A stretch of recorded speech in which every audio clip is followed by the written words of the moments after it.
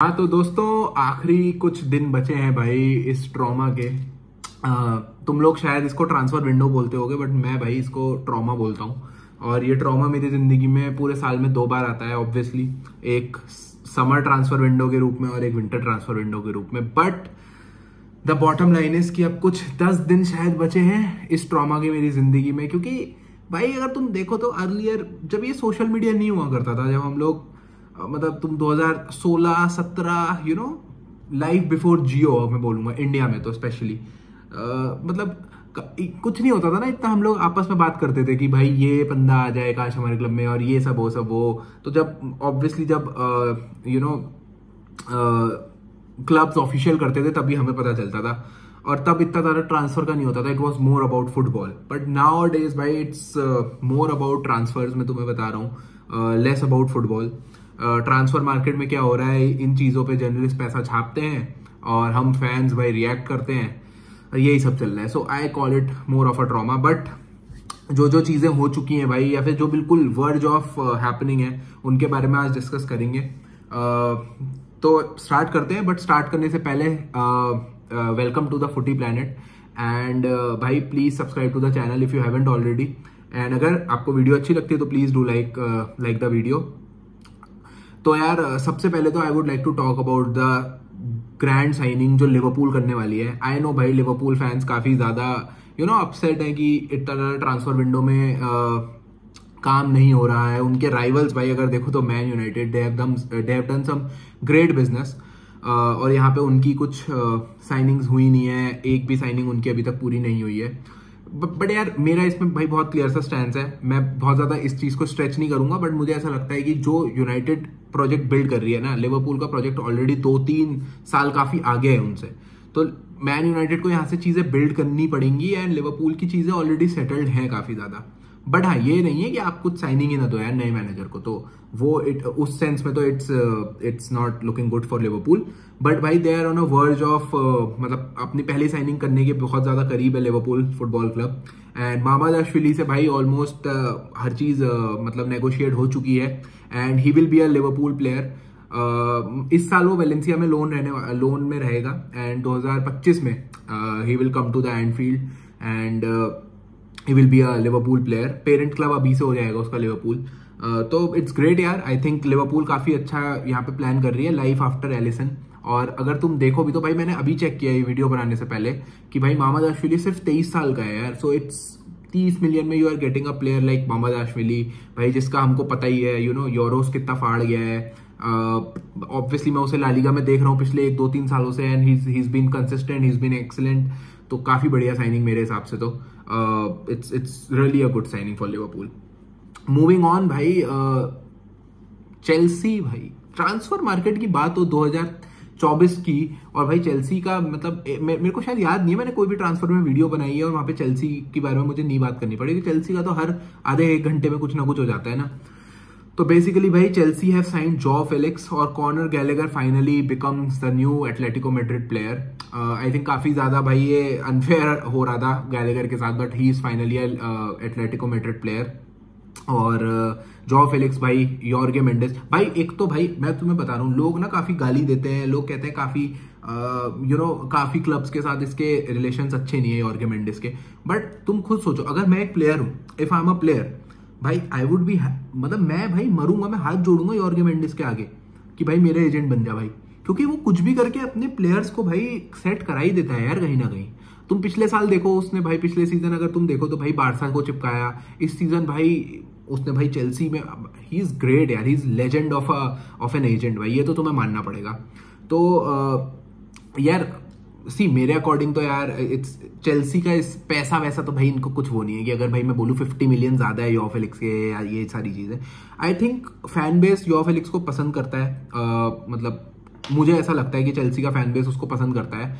And क्या पता भाई, हु नोज भाई, एंजो मेरेस्का उसको खिला ले सही से। क्योंकि अगर मैं तुम्हें सही बात बताऊं ना अपने दिल से, तो मुझे पर्सनली ऐसा लगता है कि जॉ फेलिक्स को अभी तक यूज ही नहीं करा गया उस लेवल पे। मतलब समझ लो ना, उसको वो मैनेजर नहीं मिला।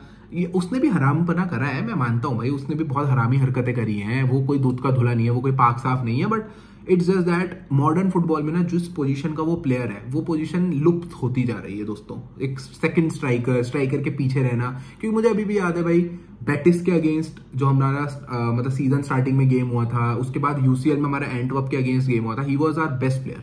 तो ग्लिम्सेस उससे देखने को मिलती रही हैं जब वो लेवेंडोस्की के जस्ट पीछे हुआ है। फिर उसके बाद पेड्री क्योंकि रिकवर होकर आया, एंड इन बार्सिलोना भाई you can not start a jaw Felix over a Pedri, तो उसको भाई शिफ्ट कर दिया गया लेफ्ट फ्लैंक पे। फिर वहां पे मामला जमा नहीं क्योंकि बाल्दे इंजर्ड हो गया, तो कैंसेलो को भी लेफ्ट में डाल दिया, और कैंसेलो और फेलिक्स भाई दोनों इन्वर्ट करते थे, तो वो हमारे लिए मामला फ्रूटफुल रहा नहीं। लेट्स सी भाई एंजो मैरेस्का कैसे यूज करता है इसको, क्या पता भाई जॉ फेलिक्स का करियर रिवाइव हो जाए यहाँ से। बाकी अब कुछ बचा तो है नहीं उसके जीवन में अगर यहाँ भी कुछ नहीं होता है तो। मूविंग ऑन भाई FC बार्सिलोना भाई मेरे को जीने नहीं देगा। ये इल्काई गुंडोगान टू मैन सिटी तो हो चुका है दोस्तों, एंड यू नो बड़ा इंटरेस्टिंग है। मैं देख रहा हूँ काफी ज्यादा ट्विटर पे भी मैं देख रहा हूँ, फैंस के रिएक्शन भी मैं पढ़ रहा हूँ, मतलब मेरे को हर चीज विजिबल है बिल्कुल, एंड लोग ना काफी इस चीज पे नेगेटिव है। ठीक है, आई रिस्पेक्ट देयर ओपिनियन, बिल्कुल भाई मैं हर किसी के ओपिनियन को बहुत रिस्पेक्ट करने वाला बंदा हूँ। मेरा पर्सनल ओपिनियन भी तुम्हारे सामने मैं बांट देता हूँ। मुझे देखो मॉरल ग्राउंड्स पे अगर तुम मुझसे मॉरल ग्राउंड्स पे पूछो, मैं बोलूंगा हाँ भाई ये जो भी हो रहा है सही नहीं हो रहा है, but we are Barcelona and we are fucked up financially भाई। हम फाइनेंशियली फकअप हो चुके, हम फाइनेंशियली फकअप है। एंड अगर तुम देखो, अगर तुम you know Dani Olmo sign करके लाए हो, 60 मिलियन दिए है ना तुमने, तो भाई तुम्हें उसे स्टार्ट कराना पड़ता। और मुझे लगता है यही चीज गुंडोगान को भी समझ में आई है, यही चीज फ्लिक को भी समझ में आई, एंड यही सारा मामला है। तो जो लोग कह रहे हैं ना कि बारसा ने लात मार के निकाल दिया गुंडोगान को, I think this is something थोड़ा सा ज्यादा मतलब हो रहा है, क्योंकि मुझे पर्सनली लगता है कहीं ना कहीं some part of Gundogan also wanted to मतलब मूव अवे फ्रॉम बार्सिलोना। मुझे this is my personal opinion, ऐसा मुझे लगता है। लोग कह रहे हैं ड्रेसिंग रूम ये था वो था, गुंडोगान काफी ज्यादा वोकल था, वो तो है ही भाई। अब वो एक लीडर है, वो एक ट्रेबल विनिंग टीम से आ रहा है, क्योंकि तुम अगर गुंडोगान के पर्सपेक्टिव से चीजों को देखो तो भाई वो मैन सिटी कैप्टन बिल्कुल ट्रेबल जोड़ के यहाँ पे वो आया। उसने देखा एक सीजन पहले भाई ला लीगा जीती बारसा, तो उसको भी होप्स थे, वो आया यहाँ पे एंड उसने देखा भाई टीम उस लेवल पे परफॉर्म नहीं कर रही है, ये सारी चीजें हो रही हैं, प्लेयर्स उस लेवल पे मेंटालिटी शो नहीं कर रहे हैं। वो भाई सीधा राम का बंदा है भाई, सीधे सीधे बोल दिया उसने, उसकी बात हर्ट हो गई जो भी रहा। एंड यू नो व्हाट, मुझे ये चीज इसलिए भी बहुत ज्यादा हर्ट नहीं हो रही कि अगर ऐसा हुआ होता कि भाई गुंडोगान के पास यू नो अब उसको कोई और क्लब मूती ना रहा होता उसके ऊपर, ऐसा बिल्कुल नहीं है भाई। गुंडोगान के लेवल का प्लेयर भाई, पिछला सीजन उसका इतना बाप गया था, उसको भाई सिटी, उसने बोला भाई मुझको सिटी वापस जाना है भाई। पेप गार्डियोला झोली फैला के ऐसे आजा भाई आजा, ऐसे करन मतलब ऐसे हाथ फैला दिए भाई गार्डियोला ने।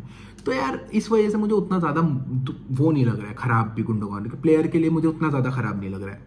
तो ऐसा ही है यार भाई, सिटी स्ट्रांग होती है, डेफिनेटली स्ट्रांग होती है भाई। इल्काई गुंडोगान द कैप्टन द लीडर भाई उनका वापस आ रहा है। एंड यू नो व्हाट भाई, लास्ट सीजन सिटी में वो कमी दिखी भी थी। अब तुम में से बहुत लोग डिसएग्री करोगे मुझे, बट मुझे तो पर्सनली सिटी को देख के लगा था कि गुंडोगान को पेप गार्डियोला मिस कर रहा है। एंड भाई गुंडोगान मेक्स देम स्ट्रॉन्गर, ये तो मान के चलो। 1 साल का कॉन्ट्रैक्ट है, विन विन सिचुएशन है, कोई दिक्कत नहीं है। Amid all these things Barcelona का लिंक बार्सिलोना लिंक्ड है फेडरिको किएजा से, फेडरिको किएजा। अब भाई इस पे भी मेरा एक सिंपल सा ओपिनियन है, काफी लोग इसके भी अगेंस्ट हो रहे हैं। काफी लोगों का मानना है कि नहीं भाई बहुत इंजरी प्रोन है, he is not the same player anymore, ये ब्ला ब्ला, ठीक है। बट यार मैं बोल रहा हूँ ना, अगर 10-15 मिलियन में you are able to get Chiesa, जिसका पोटेंशियल इज टॉप, वो पता है बात, हमने सबने अपनी नंगी आंखों से देखा है भाई उसका यूरोज 2020 ग्लिम्सेस देखे हैं उसके बाद भी। आई नो इंजरी के बाद उसका परफॉर्मेंसेस में डिप आए हैं, बट भाई स्टिल अगर उसको भाई एक मैनेजर, अगर फ्लिक उसे अनलॉक कर पाता है तो ही हैज दैट पोटेंशियल, वो मैंने देखा हुआ है। और 15 मिलियन की आज की मार्केट में भाई अगर तुम्हें फॉरवर्ड एक विंगर मिल रहा है तो I don't think, I think it's a fair deal, क्योंकि विंगर तुम्हें लाना है ही, मतलब ठीक है। द ओनली थिंग मुझे ये लग रहा है कि मतलब मैं ये चीज से खुश था कि जैसे लोग निको का कैंसिल हुआ, ये हुआ, वो हुआ। और पता है तुम्हें सच बात बताऊं तो मैं अंदर से मेरी ट्रांसफर विंडो खत्म हो चुकी थी डैनी ओल्मो के बाद। मतलब मैं कुछ एक्सपेक्ट नहीं करता हूँ अपने क्लब से। मुझे पता है मेरा क्लब भाई औकात नहीं है इस टाइम पे, पैसा भिखारी गरीब मरा पड़ा है, सैलरी वेजेस नहीं दी जा रही है अपने प्लेयर की, अपने जो प्लेयर्स करंट स्क्वाड में वो रजिस्टर नहीं किए जा रहे। तो मैंने तो ओल्मो की भी साइनिंग एक्सपेक्ट नहीं की थी।